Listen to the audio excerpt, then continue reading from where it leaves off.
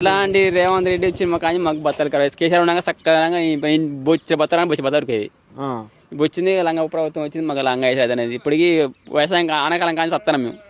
ఎట్లానే మరి యూరియా లేకపోతే పంటలు ఎట్లా పండాలి మీకు రైతులకి డబ్బులు ఎట్లా రావాలి? నానూరి కొట్టుకోరంటారు, యూరియా తగ్గియాలి నానూరి కొట్టించుకోరంటారు. అది పని చేస్తుందా? నానూరి కొడితే పంట పండుతా మేము బాగుపడతాము. అది పంట పండది మనం బాగుపడము, అది కాదు పోదు. వాళ్ళ వసతి వాళ్ళు చూసుకుంటారు. ఎట్లానే 2 ఏళ్ల పరిపాలన ఎట్లా ఉంది?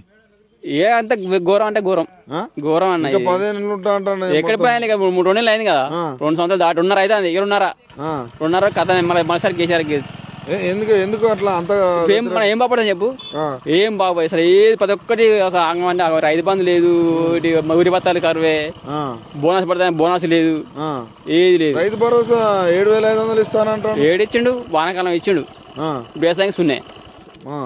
అది తిది బంద్ అంటే తిది బంద్ అండి. వ్యవసాయం బోనస్ పడుతుంది అన్నాడు, బోనస్ ఉన్నాయి వ్యవసాయం. బోనస్ కూడా రావట్లేదా? ఈ వానాకాలం పడతాయి, కొంతమంది పడ్డాయట కొంతమందికి ఈ యొక్క 3 బస్తాలు వేసుకపోతే 30 గంటి కొరగా దేనికి ఎటు సరిపోవు.